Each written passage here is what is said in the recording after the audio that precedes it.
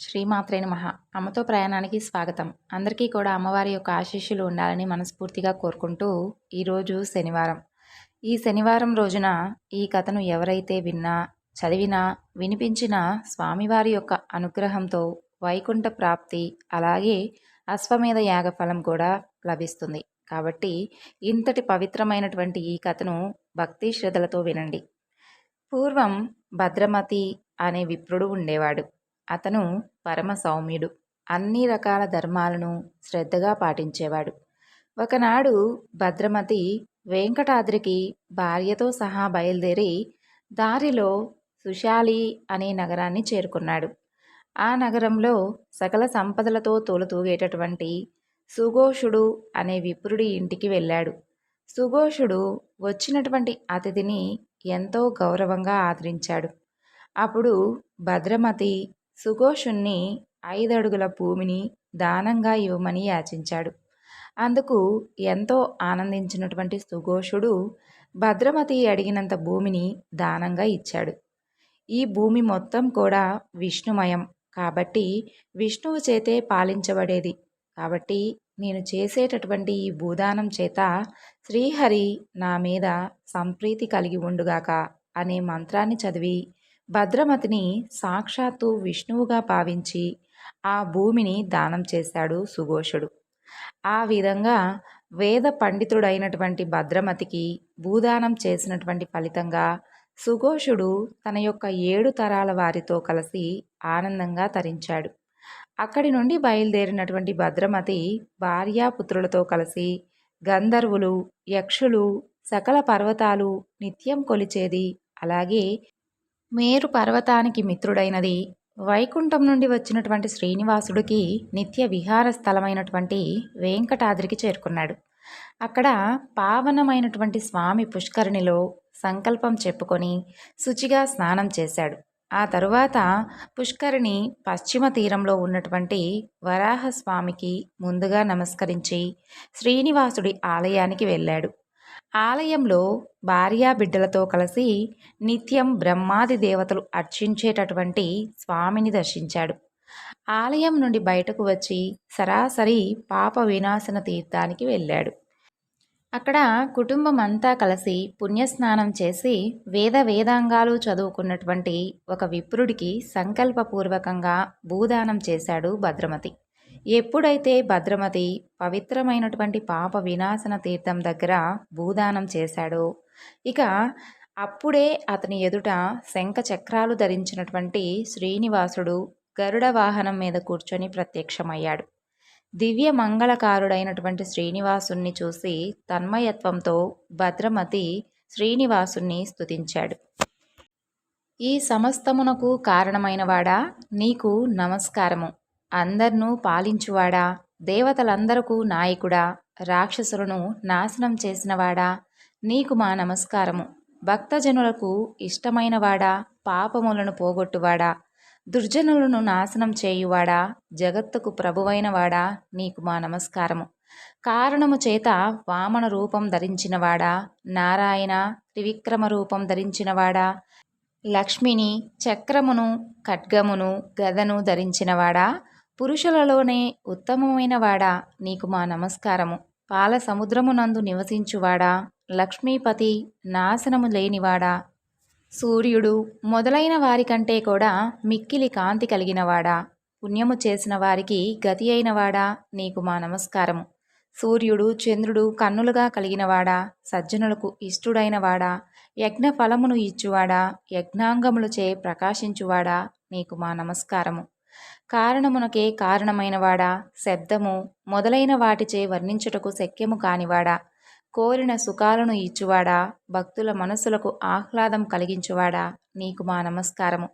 జగత్తుకు అద్భుతమైనటువంటి కారణమగువాడా, మందర పర్వతమును మోసినవాడా, యజ్ఞవరాహమును పేరుగలవాడా, హిరణ్యాక్షుని చీల్చి చంపినవాడా, వామన రూపమునందు కనిపించినవాడా, క్షత్రియ కులమును నాశనం చేసినవాడా, రావణుణ్ణి సంహరించినవాడా, బలరాముడు అగ్రజునిగా కలిగినవాడా, నీకు మా నమస్కారము. లక్ష్మీపతి ఆశ్రయించిన వారి దుఃఖమును తొలగించువాడా, నీకు మరలా మరలా మా యొక్క నమస్కారము అని ఈ విధంగా శ్రీనివాసుణ్ణి స్తుతించాడు భద్రమతి. ఇప్పుడు స్వామివారి యొక్క ఎంతో ప్రియమైనటువంటి భక్తుడు రామానుజుడి యొక్క వృత్తాంతం గురించి తెలుసుకుందాం. పూర్వం వెంకటాద్రి మీద నెలకొన్నటువంటి ఆకాశగంగ తీర్థం దగ్గర పరమ విష్ణు భక్తుడు, ఇంద్రియ నిగ్రహం కలిగినవాడు, ధర్మాత్ముడు అయినటువంటి రామానుజుడు అనేటటువంటి వైకాసన విప్రుడు ఉండేవాడు. ఆ ధర్మాత్ముడు ఎండాకాలంలో పంచాగ్నుల మధ్య నిలబడి, హేమంత ఋతువుల్లో సరోవరాల్లో నిలబడి తపస్సు చేస్తూ ఉన్నాడు. నిరంతరం తదేక దీక్షతో శ్రీమన్నారాయణ అష్టాక్షరీ మంత్రాన్ని ధ్యానిస్తూ కొంతకాలం పరిమిత ఆహారాన్ని, మరికొంతకాలం నిరాహారంగా ఉంటూ శ్రీహరి దర్శనం కోసం ఎంతగానో తపిస్తూ ఉన్నాడు. రామానుజుడు చేసేటటువంటి తీవ్రమైనటువంటి తపస్సును శ్రీనివాసుని యొక్క మనసు కదిలించేలా చేసింది. భక్తవాత్సల్యం కలిగినటువంటి స్వామి శంఖ చక్ర గద బాణాలను ధరించి అతని ముందు ప్రత్యక్షమయ్యాడు. ఇక వికసించినటువంటి తామర లాంటి కళ్ళు కలిగినవాడు, కోటి సూర్యుల కాంతితో ప్రకాశించేవాడు, గరుడిపైన ఎక్కినవాడు, ఛత్రచామరాల మీద వెలుగొందేవాడు, హారాలు, కేయూరాలు, కిరీటం, కటకం వంటి వాటి చేత అలంకరించబడినవాడు, సునందుడు వంటి వారి చేత సేవలను అందుకున్నవాడు, వీణవేణువు మృదంగం లాంటి వాద్యాలు వాయిస్తూ నారదాది మునుల చేత పాడబడుతూ ఉన్నటువంటి కీర్తి కలిగినవాడు వెంకటేశ్వరుడు దర్శనమిచ్చాడు. జగన్మోహనకారుడైనటువంటి శ్రీనివాసుడి దర్శనంతో రామానుజుడు పులకించి తన్మయత్వంతో స్వామిని మధురంగా కీర్తించాడు. ఓ దేవాదిదేవా, నీకు మా నమస్కారము. ఈ విధంగా జగద్గురు అయినటువంటి శ్రీనివాసుని స్తుతించి అలాగే స్వామిని చూస్తూ నిలబడిపోయాడు. రామానుజుడి యొక్క స్తుతి విని శ్రీనివాసుడు ఎంతో ఆనందించాడు. తన యొక్క 4 చేతులతో అతను మనసారా కౌగిలించుకొని, రామానుజా, నీ తపస్సుకు, నీ యొక్క స్తోత్రానికి నేనెంతో సంతోషించాను. నీకు ఏం వరం కావాలో కోరుకో అని అన్నాడు.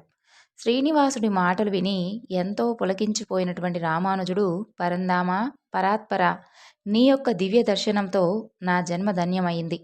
హరిహర బ్రహ్మాదులు సైతం ఎవరినీ తెలుసుకోలేరో, ఎవరి గుణగణాలను వర్ణించలేరో అలాంటి నిన్ను కల్లారా చూడగలిగాను. ఇక నాకు ఇంతకన్నా గొప్ప వరం ఇంకేముంటుంది? ఎవరి దివ్యనామాన్ని ఒక్కసారి ఉచ్చరిస్తే సకల పాపాలు నశించిపోతాయో అలాంటి శ్రీనివాసుని చూశాను. నా జన్మ ధన్యమైంది స్వామి. మీ యొక్క పాద పద్మాల మీద నాకు నిశ్చలమైనటువంటి భక్తి ఉండేలా దీవించండి. ఇదే నేను మిమ్మల్ని కోరేటటువంటి వరం అని అన్నాడు. రామానుజుడి యొక్క నిష్కల్మషమైనటువంటి భక్తికి మెచ్చుకున్నటువంటి శ్రీనివాసుడు, రామానుజా, నీవు కోరిన విధంగానే నీకు నా మీద దృఢమైనటువంటి భక్తి స్థిరంగా ఉండుగాక. ఇక మరొక విషయం చెబుతాను విను. సూర్యుడు మేషరాశిలో ప్రవేశించినప్పుడు, పౌర్ణమి నాడు చంద్రుడు చిత్తా నక్షత్రంలో ప్రవేశించినప్పుడు ఆకాశగంగలో స్నానం చేసేటటువంటి మానవుడు పునరావృత్తి లేనటువంటి వైకుంఠ దివ్యధామాన్ని చేరుకుంటాడు. నీవు ఇక్కడే నివసించు. నీ జన్మ అయిపోయిన తరువాత నీవు సరాసరి నా లోకానికే వస్తావు. ఇక్కడ స్నానం చేసిన వారందరూ కూడా పరమ భాగవతోత్తములు అని చెప్పాడు శ్రీనివాసుడు. శ్రీనివాసుడు తనకి వరప్రదానం చేసినందుకు ఆనందించినటువంటి రామానుజుడు ఆయనతో, స్వామి, నాకు ఎప్పటి నుండో సందేహం ఉంది. అది నన్ను ఎంతగానో పట్టి పీడిస్తూ ఉంది. తమరు భాగవతోత్తములు అని చెప్పారు కదా, అసలు భాగవతోత్తముడు అంటే ఎవరు? భాగవతోత్తముడి యొక్క లక్షణాలు ఏమిటి? దయచేసి వాటి గురించి నాకు వివరించి చెప్పండి స్వామి అని ప్రార్థించగా శ్రీనివాసుడు భాగవతుల యొక్క లక్షణాలను ఇలా వివరించాడు. రామానుజ, భాగవతుల లక్షణాలు చాలా గొప్పవి. వారి ప్రభావాన్ని 1,000,000 సంవత్సరాలైనా సరే వర్ణించడానికి వీలు కానిది. అయినా కూడా సంక్షిప్తంగా వారి గురించి చెబుతాను విను అని ఈ విధంగా చెప్పడం ప్రారంభించాడు. బ్రహ్మచారులకు, సన్యాసులకు సేవ చేయువారు, ఇతరులను నిందింపనివారు భాగవతోత్తములు. అందరికీ హితమగు మాటలు చెప్పువారు, ఇతరుల యందలి గుణములను గ్రహించువారు భాగవతోత్తములు. సమస్త జీవులను తనవలే చూచువారు, శత్రువుల యందు మిత్రువుల యందు సమానముగా ఉండువారు భాగవతోత్తములు. ధర్మశాస్త్రమును చెప్పువారు, ఎల్లప్పుడూ సత్యమునే పలుకువారు, వారికి సేవ చేయువారు భాగవతోత్తములు. పురాణములను వ్యాఖ్యానించువారు, వాటిని వినువారు, పురాణములను చెప్పువానియందు భక్తి కలిగినవారు భాగవతోత్తములు. ఆవులకు బ్రాహ్మణులకు సేవ చేయువారు, తీర్థయాత్రలు చేయువారు భాగవతోత్తములు. ఇతరుల అభ్యుదయమును చూసి అభినందించువారు, హరినామమును స్మరించువారు భాగవతోత్తములు. ఇక తోటలను వేయువారు, తటాకములను రక్షించువారు, సరస్సులు బావులు తవ్వించువారు భాగవతోత్తములు. చెరువులను తవ్వించువారు, దేవాలయములను నిర్మించువారు, గాయత్రి మంత్రమును జపించువారు భాగవతోత్తములు. హరినామములను స్తుతించువారు, విని ఆనందించువారు, పులకించువారు భాగవతోత్తములు. తులసి వనమును చూసి నమస్కరించువారు, దానిచే ముద్రలను వేయించుకొనువారు భాగవతోత్తములు. తమ యొక్క ఆశ్రమ ధర్మములను పాటించువారు, అతిథులను పూజించువారు, వేదము యొక్క అర్థమును వివరించువారు భాగవతోత్తములు. తులసి గంధమును ఆఘ్రానించి ఆనందమును పొందువారు, దాని మూలను ఉద్ధరించువారు భాగవతోత్తములు. తెలుసుకున్నటువంటి శాస్త్రముల అర్థమును ఇతరులకు చెప్పువారు, ఎల్లప్పుడూ గుణములు కలిగి ఉండువారు భాగవతోత్తములు. జలదానము చేయువారు, అన్నదానము చేయువారు, ఏకాదశ వ్రతమును పాటించువారు భాగవతోత్తములు. గోదానమిచ్చువారు, కన్యాదానమిచ్చువారు, నా కొరకు కర్మ చేయువారు భాగవతోత్తములు. నా యందు మనస్సు నిలుపువారు, నా భక్తులగువారు, నా నామమును స్మరించుటయందు ఆసక్తి గలవారు భాగవతోత్తములు. ఇన్ని చెప్పుట ఎలా, సంక్షేపముగా చెప్పెదను విను. సద్గుణములు కలుగువారందరూ కూడా భాగవతోత్తములే. ఇప్పుడు చెప్పిన వారు భాగవతోత్తములలో కొందరు మాత్రమే.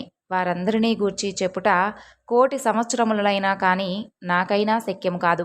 మహానుభావుడైనటువంటి ఓ రామానుజ, నా భక్తుల లక్షణాలు అన్నీ కూడా నా మీద భక్తిగల నీకు ప్రీతితో చెప్తున్నాను. నీ కోరిక ప్రకారం భాగవతుల గుణగణాలు తెలిపాను. నీవు కూడా పరమ భాగవతోత్తముడిగా మారి నీ జీవితాన్ని చరితార్థం చేసుకొని తరించు. నీకు వైకుంఠ ప్రాప్తి కలుగుగాక అని ఆశీర్వదించి శ్రీనివాసుడు అంతర్ధానమయ్యాడు. రామానుజుడు శ్రీనివాసుడు యొక్క ఆజ్ఞను అనుసరించి ఆకాశగంగ తీర్థం దగ్గరే నివసించి వైష్ణవ ధర్మాన్ని పాటించి చివరికి మోక్షాన్ని పొందాడు. ఆ తర్వాత స్వామివారి యొక్క పరమభక్తుడైనటువంటి పద్మనాభుడి వృత్తాంతం గురించి తెలుసుకుందాం.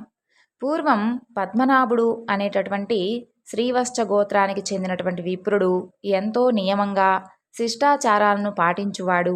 ఆ విప్రుడు వెంకటాద్రి మీద ఉన్నటువంటి చక్రతీర్థం దగ్గర శ్రీహరి గురించి తపస్సు చేశాడు.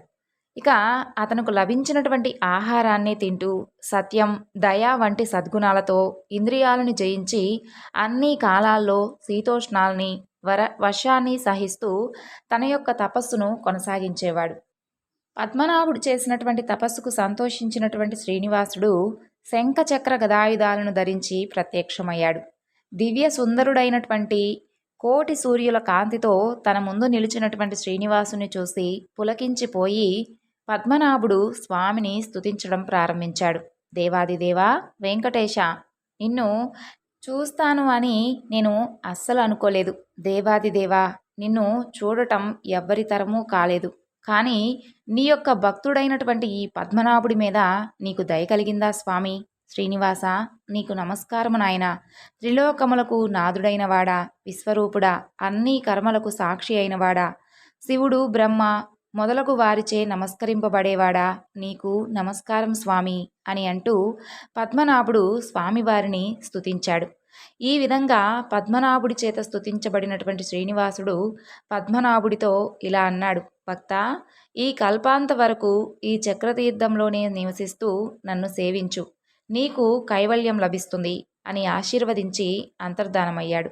శ్రీనివాసుడి యొక్క ఆజ్ఞ ప్రకారం పద్మనాభుడు ఆ తీర్థం దగ్గరే నివసించసాగాడు. అలా కొంతకాలం తరువాత భయంకరమైనటువంటి ఒక రాక్షసుడు తీవ్రమైనటువంటి ఆకలితో చక్రతీర్థం దగ్గర ఉన్నటువంటి పద్మనాభుడి దగ్గరకు వచ్చాడు. తనకు తగినటువంటి ఆహారం లభించిందని ఆనందించి అతన్ని గట్టిగా పట్టుకున్నాడు. రాక్షసుడు పట్టుకోగానే పద్మనాభుడికి భయం వేసింది. ఆపద మొక్కుల వాడైనటువంటి శ్రీనివాసుణ్ణి రక్షించమని దీనంగా ప్రార్థించాడు. నారాయణ, చక్రపాణి, వెంకటేశ్వర, దయాసముద్ర, శరణన్న వారిని రక్షించేవాడా, నన్ను రక్షించు స్వామి. లక్ష్మీకాంత, గరుడధ్వజ, శ్రీహరి పూర్వం మొసలి గజేంద్రుని పట్టుకున్నట్లుగా ఈ రాక్షసుడు నన్ను పట్టుకున్నాడు. వాడి పీడ వదిలించి నన్ను రక్షించు అని దీనంగా విలపించాడు. పద్మనాభుడి యొక్క ఆర్ధనాదం విని అతన్ని రక్షించడానికి శ్రీహరి తన యొక్క చక్రాయుధాన్ని పంపించాడు. స్వామి పంపించినటువంటి ఆ చక్రాయుధం వేల సూర్యుల కాంతితో ప్రకాశిస్తూ చక్రతీర్థం వైపు దూసుకువచ్చింది. మహోజ్వాలంగా వెలిగిపోతున్నటువంటి ఆ చక్రాన్ని చూసి భయపడినటువంటి రాక్షసుడు పద్మనాభుణ్ణి వదిలి వెంటనే పారిపోయాడు. అయితే ఆ చక్రం వాణ్ణి వదిలిపెట్టలేదు. వెంటబడి తరిమి తరిమి చివరికి అతన్ని సంహరించింది. అలా ఆ రాక్షసుడు చక్రాయుధం దెబ్బకు ప్రాణాలు కోల్పోవడంతో పద్మనాభుడికి భయం తగ్గిపోయి ఇంతటి ఘనకార్యం చేసి తన యొక్క ప్రాణాలు కాపాడినటువంటి సుదర్శన చక్రాన్ని స్తుతించాడు.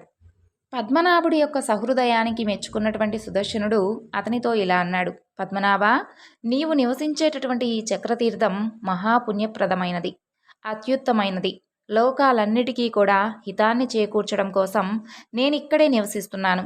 శ్రీహరి పంపగా నేను నిన్ను రక్షించడానికి ఇక్కడికి వచ్చాను. నీ కోరిక మేరకు నేనిక్కడ రక్షణగా ఉంటాను.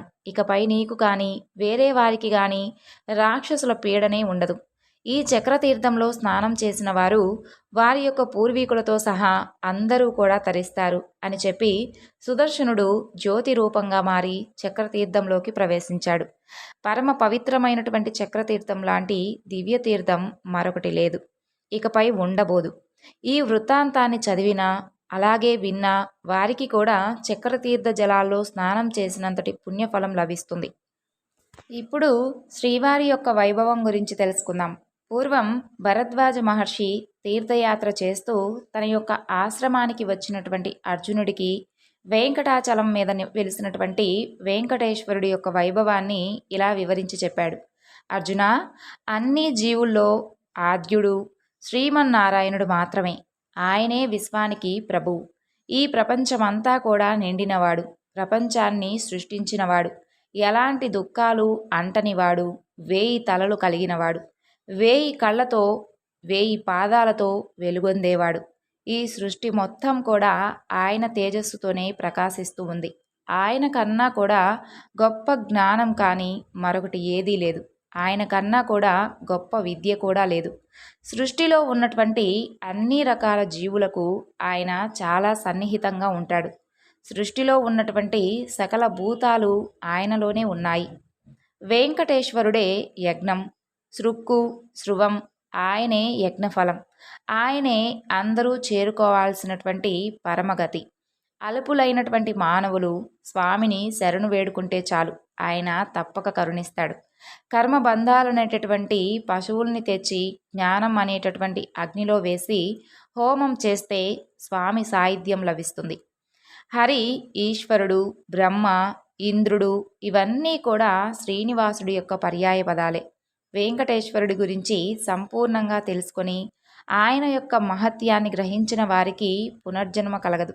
నిత్యుడు, ఆనందమయుడు, సర్వకర్మలకు సాక్షి, నిర్గుణుడు, ఉపాధి లేనివాడు, పవిత్రుల్లో పవిత్రుడు, గతి లేని వారికి గతిగా ఉండేవాడు, దేవతలకు కూడా దేవత వెంకటేశ్వర స్వామి మాత్రమే. వెలుగులన్నీ కూడా సృష్టించేటటువంటి గొప్ప వెలుగు, తపస్సుల్లో గొప్ప తపస్సు, జీవులన్నిటికీ కూడా ఆధారం ఆ శ్రీనివాసుడే. ఆయన గురించి సంపూర్ణంగా తెలుసుకోవడం ఆ బ్రహ్మకి కూడా సాధ్యం కాదు. సాక్షాత్తు ఆ బ్రహ్మే స్వామి నుండి పుట్టాడు. స్వామి స్వరూపాన్ని సంపూర్ణంగా అధ్యయనం చేసుకోవాలని మునులు ఎప్పుడూ కూడా ప్రయత్నిస్తూ ఉంటారు. సంకర్షణుడు, వాసుదేవుడు, ప్రద్యుమ్నుడు, అనిరుద్ధుడు అనేటటువంటి 4 రూపాలను స్వామి కలిగి ఉంటాడు. ఓంకార స్వరూపం కూడా ఆయనే. శ్రీనివాసుడి దివ్యతత్వాన్ని తెలియజేసేది అతని వాసుదేవ మంత్రమే. మంత్రాలలో ఉత్తమమైనటువంటి ఆ దివ్య మంత్రాన్ని ఎవరైతే నిశ్చలమైనటువంటి మనసుతో జపిస్తారో వారికి స్వామివారి యొక్క సకల సిద్ధులను ప్రసాదించేలాగా ఆ స్వామి అనుగ్రహిస్తాడు. ఇక ఈ బ్రహ్మాండంలో వెంకటాద్రితో సమానమైనటువంటి స్థానం, వెంకటేశ్వరుడితో సమానమైనటువంటి దైవం మరొకరు లేరు, ఇకపై ఉండబోరు. అలాగే వెంకటాచలంతో సమానమైనటువంటి పర్వతం ఇంతకుముందు లేదు. ఇకపై ఉండదు. అలాగే వెంకటాద్రి మీద ఉన్నటువంటి స్వామి పుష్కరిణితో సమానమైనటువంటి పుష్కరిణి కూడా మరొకటి లేదు. ప్రాతకాలంలోనే నిద్రలేచి ప్రతిరోజు కూడా వెంకటేశ్వర స్వామిని ఎవరైతే స్మరిస్తారో వారికి మోక్షం అనేది అరచేతిలోనే ఉంటుంది. వెంకటాద్రి చేరి స్వామి పుష్కరిణిలో స్నానం చేసి నియమంగా శ్రీనివాసుడి యొక్క దర్శనం చేసుకున్న వారికి 1000 అశ్వమేధాలు 100 వాజపేయ యాగాలు చేసినటువంటి ఫలితం లభిస్తుంది. భూలోకంలో శ్రీమన్నారాయణుడు అవతరించినటువంటి వైష్ణవ క్షేత్రాల్లో ప్రముఖమైనది పురుషోత్తమ క్షేత్రం. ఈ క్షేత్రంలో నివసించిన వారికి, ఇక్కడి స్వామిని దర్శించిన వారికి సకల పాపాలు నశిస్తాయి. ఇది 10 యోజనాల దూరం వ్యాపించి ఉంటుంది. ఇసుకతో కూడుకుని ఉంటుంది. ఈ క్షేత్రం మధ్య భాగంలో నీలాచలం ఉన్నది. దూరం నుండి చూసేవారికి ఇది ఒక స్థనంలాగా కనిపిస్తుంది. పూర్వం వరాహ రూపంలో భూమిని ఉద్ధరించినటువంటి స్వామి భూమి మీద పర్వతాలన్నిటినీ కూడా సరిచేశాడు. అలా సంపూర్ణమైనటువంటి రూపాన్ని సంతరించుకున్నటువంటి భూమి మీద తన యొక్క సృష్టిని కొనసాగించాలి అనుకున్నాడు బ్రహ్మదేవుడు. అందుకు తగినటువంటి శక్తి కలగడం కోసం జగన్నాథుడైనటువంటి నారాయణ్ణి స్తుతించాడు. జగత్తునకు ఆధారమైనవాడా, శంఖమును చక్రమును గదను ధరించువాడా, నీకు మా నమస్కారము. నీ యొక్క నాభి నుండి పుట్టినటువంటి పద్మమునందు ఈ విశ్వాన్ని సృష్టించడం కోసం నేను పుట్టాను. నీ యొక్క పరమార్థ స్వరూపాన్ని నీవు మాత్రమే తెలుసుకోగలవు. నీ మాయ చేతనే ఈ జగత్తు మొత్తం నిర్మించబడి నీ యొక్క నిశ్వాసం నుండి వెలువడ్డటువంటి శబ్దబ్రహ్మం 3గా విభజించబడింది. దాని ఆధారంగా చేసుకొని నేను ముల్లోకాలను సృష్టించాను. నీకంటే స్థూలమైనది, సూక్ష్మమైనది, దీర్ఘమైనది ఇక మరొకటి ఏదీ లేదు. బంగారము, కటకము మొదలైనటువంటి రూపాలను పొందినట్లే గుణత్రయం యొక్క నీ యొక్క విభాగాలను, వికార భేదాలను పొంది నీవే చరాచరాలుగా అవుతున్నావు. సృష్టించేవాడివి, సృష్టించబడేది నీవే. పోషించేవాడివి, పోషించబడేది నీవే. ఆధారము, భరించబడేది నీవే. నీవు ప్రేరేపించుట చేతనే సమస్తమైనటువంటి శుభశుభాలు కలుగుతున్నాయి. అందరూ కూడా నీవు నిర్ణయించినటువంటి విధంగా తగిన గతిని పొందుతున్నారు. ఈ జగత్తునకు గతివి, భర్తవు, సాక్షివి నీవే. ఓ పరమేశ్వర, చరాచరములకు గురువగువాడా, అన్ని జీవులపై కృపను చూపువాడా, ఓ జగన్నాథ, నీ యొక్క పాదముల వద్ద నాకు ఎప్పుడూ కూడా ఆశ్రయాన్ని కల్పించు. ఈ విధంగా బ్రహ్మచేత స్తుతించబడినటువంటి నారాయణుడు గరుడధ్వజుడై శంఖ చక్ర గదాయుధాలను ధరించి బ్రహ్మ ముందు ప్రత్యక్షమయ్యాడు. బ్రహ్మతో, పితామహ, నీవు మరణాన్ని పొందేటటువంటి జీవుల్ని సృష్టించాలని భావించి నన్ను ప్రార్థించావు. అవిద్యతో నిండిన వారు ఎలా సమర్థులవుతారు? బ్రహ్మ, సముద్రానికి ఉత్తర తీరంలో, మహానదికి దక్షిణ భాగంలో ఒక దివ్యమైనటువంటి ప్రదేశం ఉంది. ఆ ప్రదేశంలో నివసించేవారు పూర్వజన్మ పుణ్యఫలాన్ని పొందుతున్నారు. ఆ సముద్ర తీరంలో నీలపర్వతం ఉంది. ఆ పర్వతం మీదే నా యొక్క రహస్యమైనటువంటి స్థానం ఉంది. దాన్ని తెలుసుకోవడం నీకు కూడా సాధ్యం కాదు. నేనక్కడ స్వయంగా నివసిస్తున్నాను. ఆ క్షేత్రంలో నాశనం అనేది లేకపోవడం వలన అది పురుషోత్తమ క్షేత్రంగా ప్రసిద్ధి చెందింది. ఆ దివ్యక్షేత్రం సృష్టి లయలకు అతీతమైనది. బ్రహ్మ, ఇప్పుడిక్కడ నన్నే విధంగా శంఖచక్రాలతో దర్శిస్తున్నావో అదేవిధంగా ఆ క్షేత్రంలో కూడా నన్ను ఇలాగే చూడగలవు. నీలాచలం మధ్య భాగంలో ఒక కల్పవృక్షం ఉంటుంది. దానికి పడమర భాగంలో రౌహీనం అనే కుండం కనిపిస్తుంది. దాని తీరంలోనే నేను నివసిస్తున్నాను. అక్కడ కొలువై ఉన్నటువంటి నన్ను ఆ తీర్థంలో స్నానం చేసి దర్శించువారు సకల పాపాలు నశించి నా యొక్క సాయుధ్యాన్ని పొందుతారు. కనుక బ్రహ్మదేవా, నన్ను ధ్యానిస్తూ నీవు ఆ దివ్యక్షేత్రానికి వెళ్ళి నివసించు. అప్పుడే నీకు పురుషోత్తమ క్షేత్ర మహిమ సంపూర్ణంగా అవగతమవుతుంది. వేదాల చేత, పురాణాల చేత, స్మృతుల చేత, ఇతిహాసాల చేత తెలియబడినటువంటి నా యొక్క దివ్య స్వరూపం కేవలం నన్ను స్తుతించడం వలన ఆ దివ్యక్షేత్రంలో నీకు తెలుస్తుంది. వ్రతాలు, తీర్థాలు, యజ్ఞాలు, దానాలు చేయడం ద్వారా ఎలాంటి ఫలితం వస్తుందో అదే పుణ్యఫలం పురుషోత్తమ క్షేత్రంలో కేవలం ఒక్కరోజు నివసిస్తే వస్తుంది అని నారాయణుడు బ్రహ్మకి చెప్పి అదృశ్యమయ్యాడు. శ్రీహరి ఆదేశం ప్రకారం బ్రహ్మదేవుడు పురుషోత్తమ క్షేత్రానికి వెళ్ళి శ్రీహరి చెప్పినటువంటి ఆ ప్రదేశాన్ని చూస్తాడు. అక్కడ సరిగ్గా స్వామి తాను పూర్వం చూసినటువంటి విధంగానే చతుర్భుజుడై కనిపిస్తాడు. పురుషోత్తమ దర్శనంతో ఆనంద తన్మయంలో ఉన్నటువంటి బ్రహ్మదేవుడు సంతోషంతో మునిగిపోతాడు. అంతలో అక్కడికి ఒక కాకి వస్తుంది. బ్రహ్మ చూస్తూ ఉండగానే రోహిణీ కుండంలో మునిగి స్నానం చేసి తీరంలో ఉన్నటువంటి స్వామిని దర్శించుకుంది. కొద్ది క్షణాల్లోనే ఆ కాకి శరీరం వదిలేసింది. ఆశ్చర్యంగా అది ప్రాణాలు కోల్పోయిన వెంటనే చతుర్భుజుడైనటువంటి పురుషోత్తముడు దాని ఎదురుగా నిలిచాడు. ఆ దృశ్యాన్ని చూసినటువంటి బ్రహ్మకు చాలా దిగులు కలిగింది. ఇకపై తన సృష్టి కొనసాగడం చాలా కష్టమని తెలిసింది. ఈ క్షేత్రంలో విష్ణు భక్తులకు దుర్లభమైనదంటూ ఏదీ ఉండదని గ్రహించాడు. ఈ పురుషోత్తమ క్షేత్రంలో శ్రీహరి నామం జపిస్తూ ప్రాణాలు విడిస్తే వెంటనే ఆయన ప్రత్యక్షమవుతున్నాడు. ఇది సామాన్యమైనటువంటి క్షేత్రం కాదు. కాకి కూడా స్వామి యొక్క ప్రత్యక్ష దర్శనాన్ని పొందగలిగిందంటే దీని యొక్క మహత్యం ఎంత గొప్పదో కదా అని భావించాడు. ఇదిలా ఉండగా యమధర్మరాజు మరణించినటువంటి కాకి ప్రాణాలు తీసుకుపోవడానికి పరుగున అక్కడికి వచ్చాడు. అక్కడ కాకికి అడ్డుగా పురుషోత్తముడు చతుర్భుజుడై కనిపించాడు. యముడు స్వామికి నమస్కరించి తన యొక్క అధికారాన్ని స్థిరంగా ఉంచుకోవడం కోసం పురుషోత్తముణ్ణి ఘనంగా కీర్తించాడు. యముడు చేసినటువంటి స్తుతికి ఎంతో సంతోషించినటువంటి స్వామి యముడి ప్రార్థనకు తగినటువంటి సమాధానం చెప్పమని లక్ష్మీదేవిని ఆదేశించాడు.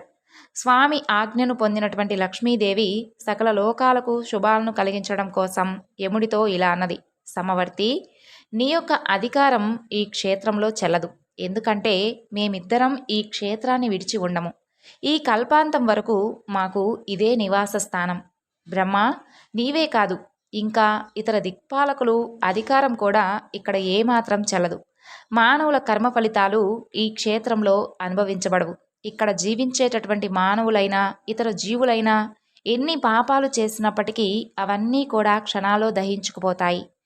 నీకు పాప పుణ్యాలను విచారించేటటువంటి అధికారాన్ని ఇచ్చాము. అయితే ఇక్కడ ఇంద్రనీలమణిలాగా దర్శనమిచ్చేటటువంటి స్వామిని సేవించిన వారికి కర్మబంధాల నుండి విముక్తి లభిస్తుంది. కాబట్టి నీ అధికారం ఇతర ప్రాంతాల్లో జీవించేటటువంటి ప్రాణుల మీదే తప్ప ఇక్కడ జీవించే వారి మీద ప్రభావం చూపదు. ఓ వైవస్వతుడా, ఇక్కడ మరణించేటటువంటి పశుపక్షాదులకి కూడా ముక్తి లభిస్తుంది. ఇక్కడ జీవన్ముక్తులైన వారు మాత్రమే నివసిస్తారు. ఇక నీ అధికారానికి లోబడి ఇక్కడి జీవులు ఉండరు. కనుక నీ యొక్క ప్రయత్నాన్ని నీవు మానుకో అని ఉద్బోధించింది. లక్ష్మీదేవి మాటలు విని ఆశ్చర్యపోయినటువంటి యముడు, అమ్మా, నీవు చెప్పినటువంటి విషయం నేను ఇంతవరకు వినలేదు. ఇంత గొప్ప రహస్యాన్ని నేను ఎలా తెలుసుకోగలను? పురుషోత్తముడి యొక్క తత్వాన్ని వేదాలు, బ్రహ్మదేవుడు కూడా తెలుసుకోలేరు కదా. ఇక అల్పుడైనటువంటి నా వల్ల ఏమవుతుంది తల్లి? నీ వల్ల నాకు ఈ దివ్యక్షేత్రం యొక్క ముక్తి క్షేత్రం అన్న విషయం తెలిసింది. తల్లి, వాసుదేవుడు మిగతా అన్ని చోట్ల బంధాలు కల్పిస్తూ ఇక్కడ మాత్రమే జీవులకు ముక్తిని ప్రసాదిస్తున్నాడు. నన్ను, సకల దేవతలను, దిక్పాలకులను సృష్టించాడు. నా యొక్క అపరాధాన్ని మన్నించు, నాకిక్కడ పని లేదని గ్రహించాను అని లక్ష్మీదేవికి విన్నవించి వెనుదిరిగిపోయాడు సమవర్తి. ఈరోజు స్వామివారి గురించి ఎన్నో విషయాలు చెప్పుకున్నాం కదండి. ఆ వెంకటేశ్వర స్వామివారి యొక్క దివ్య ఆశీస్సులు మనపై ఎప్పుడూ ఉండాలని మనస్ఫూర్తిగా ఆ స్వామిని వేడుకుంటూ మరొక చక్కని వివరణతో మీ ముందుంటాను. అంతవరకు నమస్కారం. సర్వం శ్రీ లలితార్పణమస్తు. స్వస్తి.